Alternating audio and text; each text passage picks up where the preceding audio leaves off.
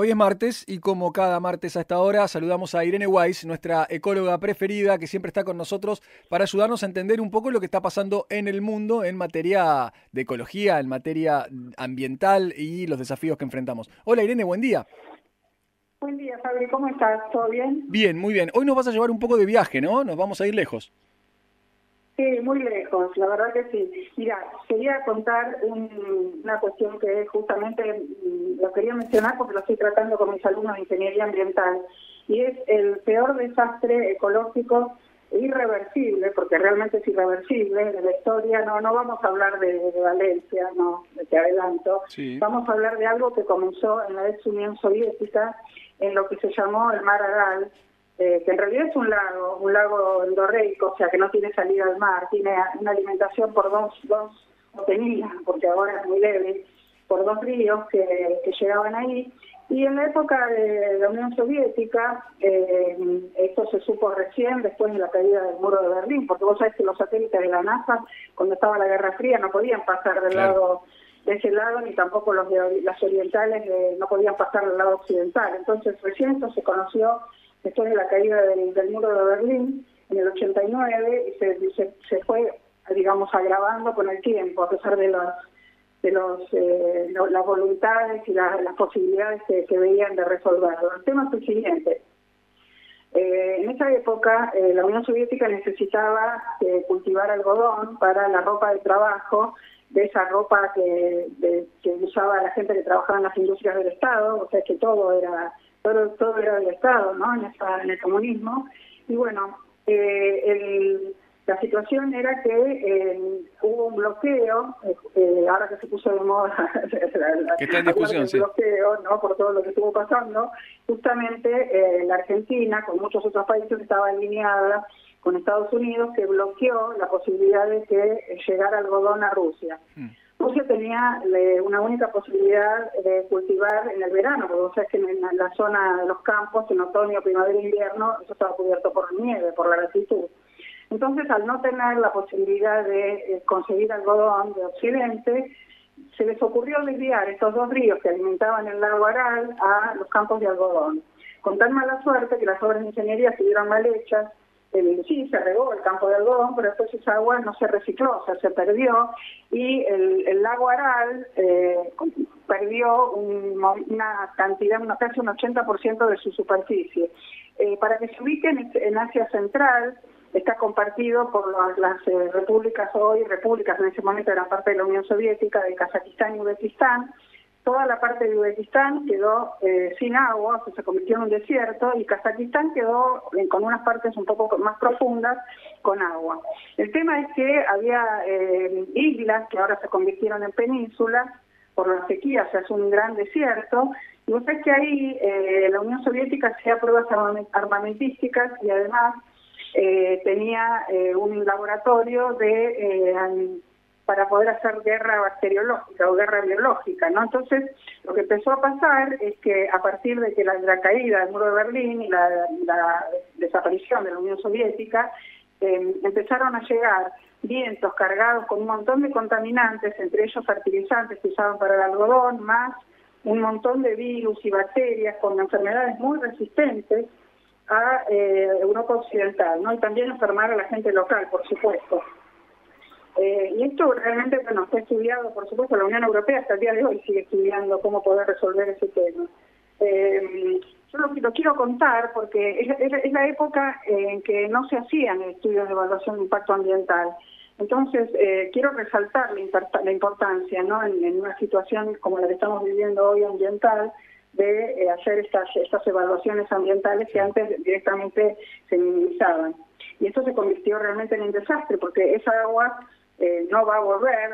O sea, es que se encuentran un montón de barcos oxidados. Es increíble pensar que en ese desierto en algún momento hubo agua. Y era tal la cantidad de peces que había ahí que surtían a gran parte de los países del mundo, ¿no? Con los peces que ahí se cultivaban, se criaban, ¿no? El cultivo de peces en el sentido de piscicultura. Así que, bueno, quería traerte este caso porque bueno, apareció una hepatitis infecciosa tremenda, persistente. Estaba pensando eso, Sí, te Irene, escucho, perdón. estaba pensando en eso, ¿no? Todas las consecuencias, no solamente en lo ambiental, que puede tener un cambio de esta magnitud en una región del planeta, porque por supuesto que la forma en la que nosotros vivimos, las costumbres que tenemos y demás tienen mucho que ver con nuestro entorno. Un cambio de esa magnitud, bueno, genera, por ejemplo, esto que vos estás anticipando, nuevas enfermedades, por ejemplo, que antes no había. Claro, y bueno, enfermó a un montón de gente y enfermó un montón de gente, mucha gente falleció sin saber muy bien cuál era cuál era el problema, porque claro, recién ahora que está todo el mundo globalizado, pueden llegar, digamos, medicamentos y recetas magistrales de un lado a otro, pero vos imaginate que en esa época solamente dependían de la tecnología que tenían en la Unión Soviética. Entonces, eso empezó en la década del 60 del siglo XX. O sea, hoy, a 60 y tantos años de esa situación, todavía se está lidiando con estos problemas, ¿no? Ustedes pueden poner, por ejemplo, Aral de mar a desierto o el desastre del mar Aral, porque así se lo llamaban, ¿no? Como era tan grande, se lo consideraba como un mar de Asia Central, pero en realidad, como te repito, es un lago endorreico, sin salida, está muy cerca del mar Caspio, está en la parte oriental, digamos, no está el mar Caspio, pero no tiene conexión con el mar Caspio. Para que se ubiquen en qué lugar del mundo, de qué lugar del mundo estoy hablando, ¿no? Lo pueden googlear y van a encontrar montones de videos, incluso recomiendo un documental que hizo una catalana que se llama Isabel Kreuzer, que hizo en el 2009, muy interesante, está relatado por Ben Kingsley, el actor británico que hizo de Gandhi, que hoy es caballero, ¿no? O sea, es un actor increíble que tiene una voz preciosa, además también es locutor. Bueno, él relata en inglés, está subtitulado, por supuesto, pero relata en inglés todo el documental. Y lo que tiene de bueno este documental, que dura un poco menos de media hora, es que tomó la directora catalana tomó imágenes de gente del lugar que le facilitó, había tomado imágenes con la cámara Super 8 de otra época, cuando no existía el video, y ella lo digitalizó y lo puso en el documental, ¿no? Que son algunas imágenes que se ven en color sepia, para que la gente realmente crea que eso verdaderamente era un lugar espectacular, era un vergel, la gente iba, o sea, se quedaba en la playa todo el día, bueno, y así es como los habitantes de Uzbekistán vieron que la playa cada día retrocedía 10, 15, 20 metros, ¿no? Cuando empezaron a regar los campos de algodón con el agua de estos ríos que alimentaban al lago. Así que bueno, lo quería comentar porque me parece interesante, Sí, y justo claro. me lo trajo a la memoria el hecho de estar trabajándolo con mis alumnos de ingeniería ambiental en estos días. Irene, la última, si hoy un país, por supuesto los países son soberanos sobre su territorio y podrían tomar algún tipo de decisión en este sentido, pero ¿hay algún tipo de legislación internacional hoy que impida a algún gobierno que quiera hacer una cuestión de estas características que pueda afectar no solamente a ese territorio, sino a una enorme cantidad de fauna, de flora, de equilibrio ecológico? ¿Hay algún tipo de impedimento o lo que quieren los países es lo que quieren los países?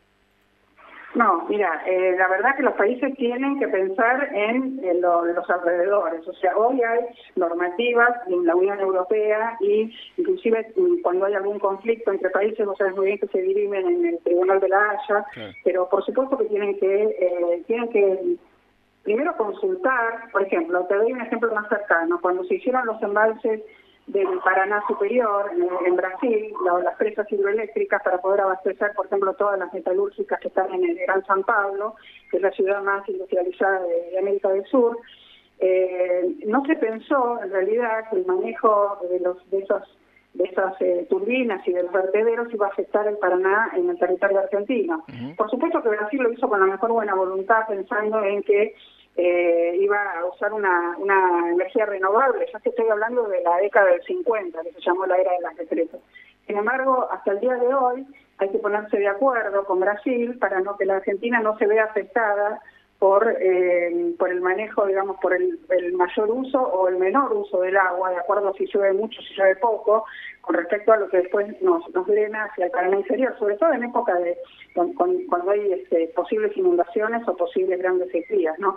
O sea, siempre los países que están aguas abajo de eso o que están linderos Ahí hay varias de estas repúblicas que eran de la Unión Soviética, todas estas de las que terminan en tan, pero las que son pequeñas, ¿no? No estoy hablando ni de Pakistán ni de Irán, que están también cerca, pero estoy hablando de otras pequeñas que están más cerca, que también tienen conflictos porque están nacientes de estos dos ríos que alimentaban el mar Aral, y, o sea, ellos tienen agua pero no tienen petróleo. Uzbekistán y Kazajistán, que son los países que comparten el agua del mar Aral, mal llamado mar Aral, ellos tienen petróleo pero no tienen la suficiente agua. Entonces, ahí también hay un conflicto, no se terminan de poner de acuerdo, y todo eso son justamente conflictos entre países hoy totalmente libres a partir de la caída del muro de Berlín y de la disolución de la Unión Soviética, ¿no? O sea, eso cambió radicalmente el mundo globalizado a partir de fines de la década del 80. Irene, gracias como siempre, un placer.